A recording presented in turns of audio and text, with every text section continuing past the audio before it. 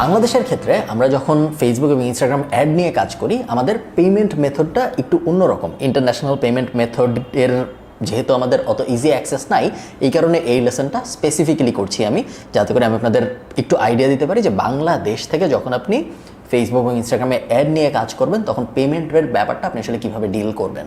প্রথম কথা হলো, ফেসবুক এবং ইনস্টাগ্রামে আপনি যদি অ্যাড দেন তাহলে আপনার অবশ্যই একটা ইন্টারন্যাশনাল কার্ড লাগবে, ডেবিট বা ক্রেডিট কার্ড, যেই কার্ড দিয়ে আপনি ফেসবুক বা মেটা এম্পায়ার যেটা আছে ওইটাকে টাকা দিবেন।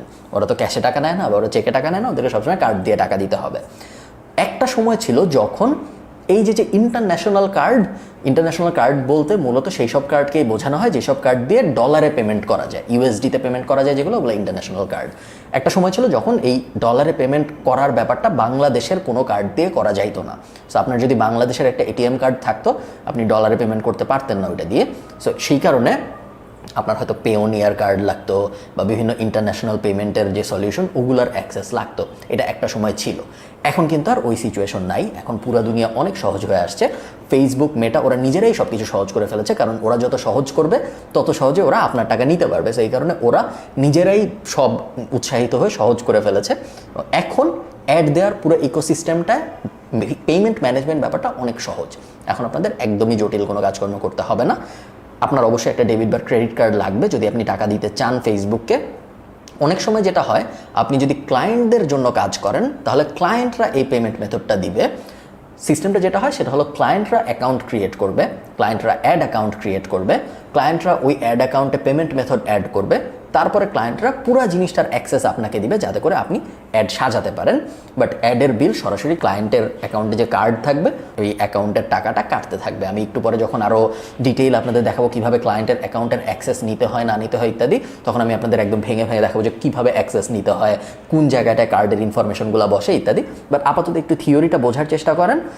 যদি আপনার ক্লায়েন্টের অলরেডি ইন্টারন্যাশনাল কার্ড থাকে, সেই ক্ষেত্রে তো ক্লায়েন্টের কার্ডে ক্লায়েন্টের অ্যাড অ্যাকাউন্টে বসবে এবং তারপরে আপনি সিম্পলি ওটার অ্যাক্সেস নিয়ে ওটা দিয়ে আপনি অ্যাড চালাবেন। সেক্ষেত্রে আপনার কিছু লাগতেছে না। বাংলাদেশের ক্ষেত্রে বেশিরভাগ সময় যেটা হয়, যেসব ক্লায়েন্টগুলো আসে তারা বলে যে ভাই তুমি তোমার কার্ড দিয়ে অ্যাড দাও, আমি তোমাকে বিডিটিতে পেমেন্ট করে দিব। এইরকম সিচুয়েশন যদি হয় সেই ক্ষেত্রে আপনার একটা ইন্টারন্যাশনাল কার্ড লাগবে। এবং ভিডিওর শুরুতে আমি যেটা বলতেছিলাম, ইন্টারন্যাশনাল কার্ড খুব বেশি জটিল ব্যাপার না। প্রায় সব ব্যাংক, বাংলাদেশে এখন যত ব্যাংক আছে, স্পেশালি যত প্রাইভেট ব্যাংক আছে, প্রায় সবাই এখন ইন্টারন্যাশনাল কার্ড দেয়।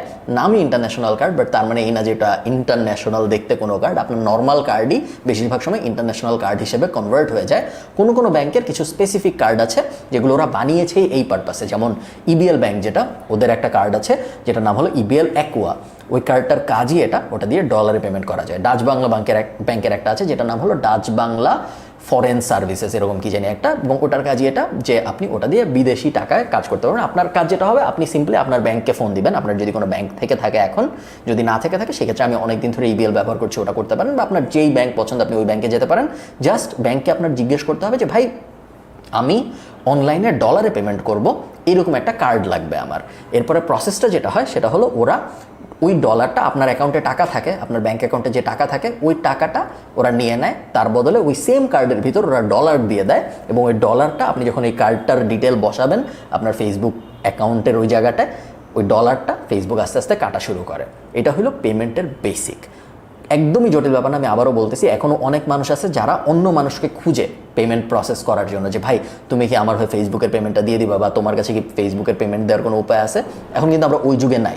আপনি আপনার ব্যাংকের সাথে কথা বলেন, জাস্ট 2 মিনিট লাগবে পুরো ব্যাপারটা আপনার করতে। জাস্ট কলেই করে ফেলতে পারবেন যদি আপনার এক্সিস্টিং কার্ড থাকে এবং এক্সিস্টিং ব্যাঙ্ক অ্যাকাউন্ট থাকে। যদি না থাকে তাহলে ফার্স্টে অ্যাকাউন্ট খুলতে হবে, তারপর একটা কার্ড নিতে হবে, তারপর ওই কার্ডকে ইন্টারন্যাশনাল কার্ডে কনভার্ট করতে হবে। একদম সোজা ব্যাপার আমি বলতেছি।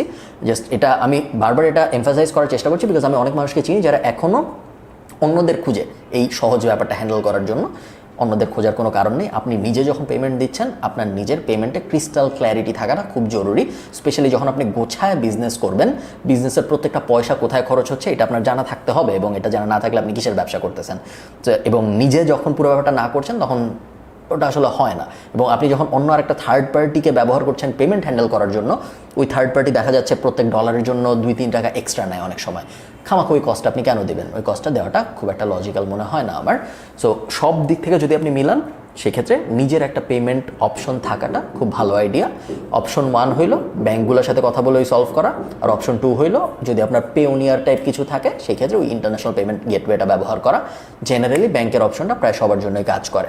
আরেকটা ব্যাপার আমি বলে রাখি আপনাদের, বাংলাদেশে কিন্তু আপনি যখন ফেসবুকে অ্যাড চালাবেন 15% ভ্যাট দিতে হয়, এবং এইটা ম্যান্ডেটরি। আপনি যখন কার্ডের ডিটেল বসাবেন, ফেসবুক যখন আপনার $100 বিল হবে, ফেসবুক আপনাকে $115 চার্জ করবে, এবং ওই এক্সট্রা $15 ফেসবুক আপনার কাছ থেকে নিয়ে বাংলাদেশ সরকারকে জমা দেবে। এটাই ডিল, এবং ভ্যাট এভাবেই কাজ করে। আপনারা যখন রেস্টুরেন্টে খেতে যান, আপনারা দেখেন যে কোনো রেস্টুরেন্টে 15%, কোনোটা 21%, কোনোটা 7.5%, বিভিন্ন ধরনের ভ্যাট হয়। আমরা যখন সুপার শপে কিনি আমরা 2.5 না 3% এক্সট্রা ভ্যাট দিই বাংলাদেশে। এগুলা থাকবে, এবং ওই সিস্টেমটা হলো ওই কোম্পানিগুলা ভ্যাটটা আপনার কাছ থেকে কালেক্ট করবে এবং তারপর সরকারকে জমা দিবে। সো আপনি যখন আপনার অ্যাড অ্যাকাউন্টের ভিতর 15% এক্সট্রা টাকা চলে যাচ্ছে দেখবেন, ওটা দিয়ে ভয় পাবেন না, ওটা কিন্তু ফেসবুক কাটতেছে, বিকজ ওটা সরকারকে জমা দিবে। আপনার ট্রানজ্যাকশন, এটা আমি বলে রাখি, এটা অনেকেরই হয়তো লাগবে না, বাট অনেকের লাগতে পারে। ফেসবুকে যখন আপনি অ্যাড অ্যাকাউন্ট খুলবেন, একটু পরে আমরা আপনাকে অ্যাড অ্যাকাউন্টের সব ডিটেল যখন দেখাবো তখন আমি আপনাদের দেখাবো কোন জায়গাটা অ্যাড অ্যাকাউন্টের ডিটেল বসাইতে হয়। আপনার অ্যানুয়াল টার্নওভার বা অ্যানুয়াল রেভিনিউ যদি 30 লাখ টাকার কম হয়, তাহলে আপনার জন্য বিআইএন নাম্বার ম্যান্ডেটরি না। বিআইএন নাম্বার, বিআইএন কথাটার মানে হলো বিজনেস আইডেন্টিফিকেশন নাম্বার। এই নাম্বারটা যদি আপনি দেন, তার মানে হইল আপনি নিজের ভ্যাট নিজে দিবেন। তার মানে তখন ফেসবুক আপনার কাছ থেকে ওই 15% এক্সট্রা চার্জ করবে না, আপনি নিজের ভ্যাট নিজেই দিবেন বলতেছেন। নিজের ভ্যাট নিজে দিতে পারার জন্য বিআইএন নাম্বার লাগে। বিআইএন নাম্বার কীভাবে নিতে হয়? আপনি যেভাবে ট্রেড লাইসেন্স নেন এনবিআর এর কাছ থেকে, national board of revenue, nbr.gov.bd, এই ওয়েবসাইটে যদি আপনি যান, আপনি দেখবেন খুব ক্লিয়ারলি বলা আছে কীভাবে বিআইএন নাম্বার নিতে হয়। বিআইএন নাম্বার যদি আপনার থাকে, সেই ক্ষেত্রে আপনি সরকারকে বলছেন যে ভাই আমি আমার ট্যাক্স নিজে দিব, অন্য কোনো কোম্পানিকে আমি এক্সট্রা টাকা দিব না, আমার যে ভ্যাট আছে, ট্যাক্স না ভ্যাট আছে যেটা, ওই আমার ভ্যাট আমি নিজেই দিব। সো আমি $100 খরচ করছি, এটার জন্য $15 ভ্যাট হয়েছে, এটা আমি আমার যে ভ্যাট উইন্ডো, ওই উইন্ডোর মধ্যে তোমাকে বুঝাই দিব। সো ওটা বুঝাই দেওয়ার ওই পুরো ব্যাপারটা করার জন্য বিআইএন নাম্বারটা লাগে। একটা ছোট্ট ইনফরমেশন আমি আপনাদের দিয়ে রাখি, 30 লাখ টাকার যদি কম হয় রেভিনিউ, তাহলে বিআইএন নাম্বার লাগে না। 30 লাখ থেকে যদি 80 লাখ টাকা হয়, তাহলে 3% দিতে হয় মিনিমাম, এবং 80 লাখ টাকার বেশি যদি হয় তাহলে 15% দিতে হয় মিনিমাম।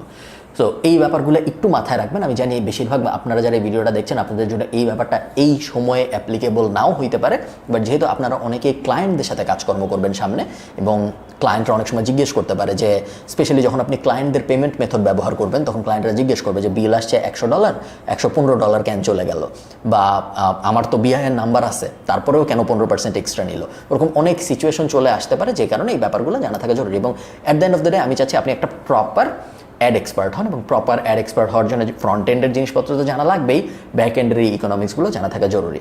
সো বিআইএনের ব্যাপারটা, পেমেন্টের ব্যাপারটা, ইন্টারন্যাশনাল কার্ড বানানোর ব্যাপারটা, এই ব্যাপারগুলো অ্যাভয়েড করবেন না, এবং চেষ্টা করবেন এই ব্যাপারগুলো যত তাড়াতাড়ি পারা যায় সর্ট করে ফেলতে। সব কিছু রেডি না করে যুদ্ধে নামাটা আসলে কঠিন। ভালো থাকেন সবাই, পরের ভিডিওতে দেখা হচ্ছে।